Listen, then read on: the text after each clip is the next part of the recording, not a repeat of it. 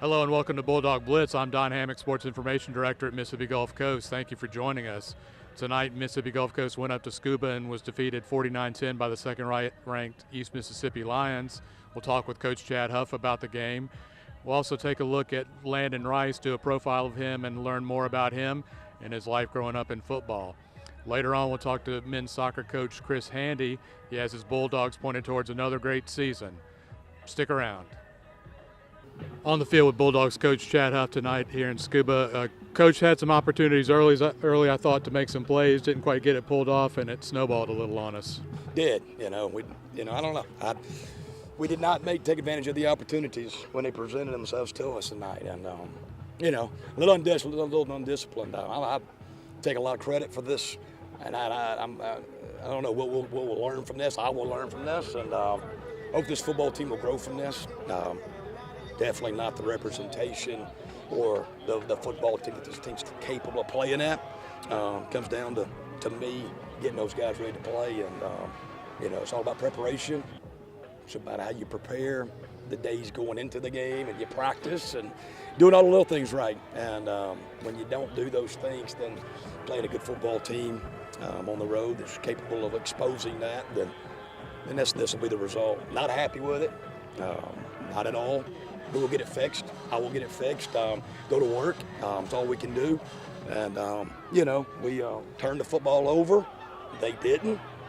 And we got to step up and do the things that we're capable of doing. And when these lights come on, but a lot of things didn't go our way, and we were got too far of a hole. But I was pleased with. There were some bright spots. I thought Mason did a good job punting the football, tonight, keeping it away from the return. We've been practicing that all week. He did a good job with that. He was good on his field goals. I thought in the return game, again, I thought Savion had some good returns, did a good job, giving us some decent field position.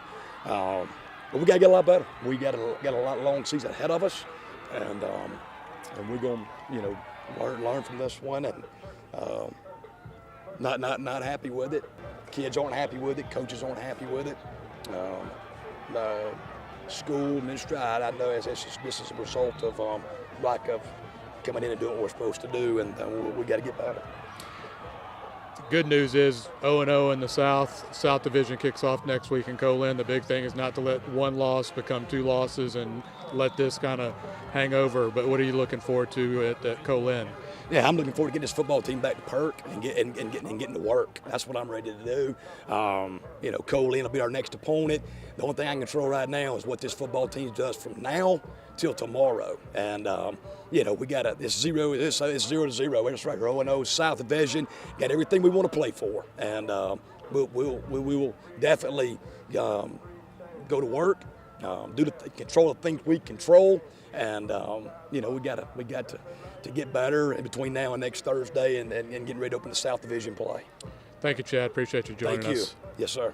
Everyone has a similar choice to make: to coast through life or do more. Take advantage of financial aid. Take a class for college credit or a degree. Take stock of your goals and work smart toward accomplishing them. And you can do so much more than coast through life. Gulf Coast through life at Mississippi Gulf Coast Community College. Landon Rice is a big tight end who played his high school football in Georgia. Let's meet Landon Rice. My dad was a football coach, so ever since I first started being active in sports, football was my first love. I was always out on the football field with my dad, ever since I can remember. And the youngest age that you could play was 7. And I can remember back to my brother, he was 7. He's 18 months older than me. And so he started playing before me, and I would cry every day. He went to practice, so I wanted to go out there and play with him. And my parents, you know, finally had to say, well, Logan, you know, just wait for your brother. And that's just the kind of brother I had, Logan. You know, he was always willing to make me happy. And so he just waited out one more year till I could go play with him. And started playing when I was 7, and, you know, just been in love with it ever since then. I just love like the team and just being a part of something bigger than me.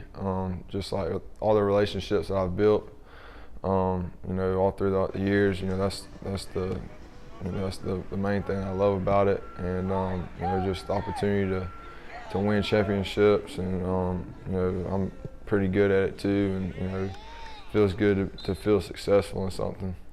I picked Gulf Coast just from meeting Coach Huff and all the coaches, and even Mr. Taylor, Dr. Taylor.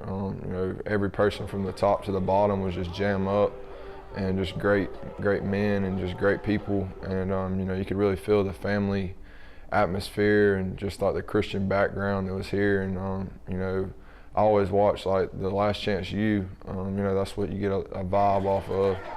You know, because in Georgia we don't really have JUCOs, and I didn't really know what a JUCO was all about, so I came over here, and I thought it was gonna be kind of like Last Chance U. But when I stepped foot on campus, it was nothing like that at all.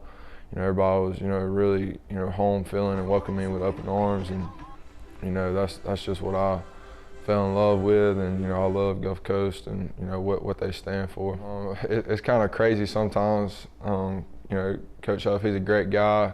You know, lots of energy, and you know, you never know, he might come up and like headbutt you or something like that. Just a great guy, full of energy, and you know, he'll do anything for you.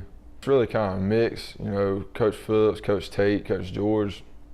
We kind of meet with them, you know, a shared amount of times, but I guess you kind of say Coach Phillips is like our head guy. You know, it's a little challenging, but you know, with me coming in here and being here for, you know, a good amount of time, you know, I enrolled in October, and you know, I started kind of, my roommate's Jake too, so you know, we both play the same position.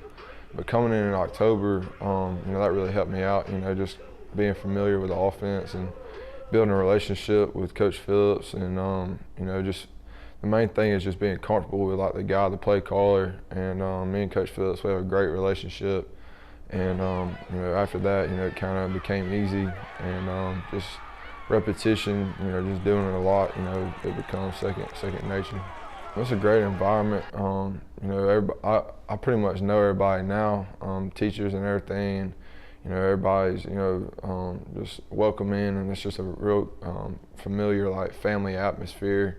It kind of reminds me of, you know, like a high school atmosphere more so than like a big-time college atmosphere, because when I was at Auburn, you know, you didn't truly know everybody. You might just know faces, but here, you know, it's a smaller environment, and you can truly, like, you know, build a relationship with somebody more so than just seeing their face and saying, hey, what's up? And the team meeting rooms and the locker rooms and stuff, even the field, you know, that's just as nice as Auburn or, you know, probably any D1 program. It's just not on a huge scale like Auburn, but I mean, it's jam up, it's super nice. No one should have to choose between their family and their future, between creating opportunity or acquiring mountains of debt. It's easier sometimes to just coast through life. But what if there was a place that made it just as easy to do more, so much more than coast through life? Gulf Coast through life at Mississippi Gulf Coast Community College. Gulf Coast men's soccer team went undefeated last year in MACJC South Division play, went to the state finals. This year, Chris Handy wants to win it all. Let's talk with Chris Handy about his team this year. We expect to at least get back to where we were a year ago. You know, we always expect to be in the final. Every year we line up. I think we have a team capable of at least getting there, and absolutely a team capable of winning it. We have a lot of guys back from last year's team, so they know what it takes to get there. They felt the pain of losing it, so you know, we're excited about that opportunity in that time of year. Obviously, it's a learning experience. You know, we truly believe, you know, you really can't get better without challenging yourself that definitely was a big challenge for the program. You know, kind of given the way that kind of went down. So we've kind of used it as a learning experience, us as coaches. You know, we've stayed on top of everything and pay attention to details. And I know the boys, it's in the back of their head at all times, and their approach has showed that for sure.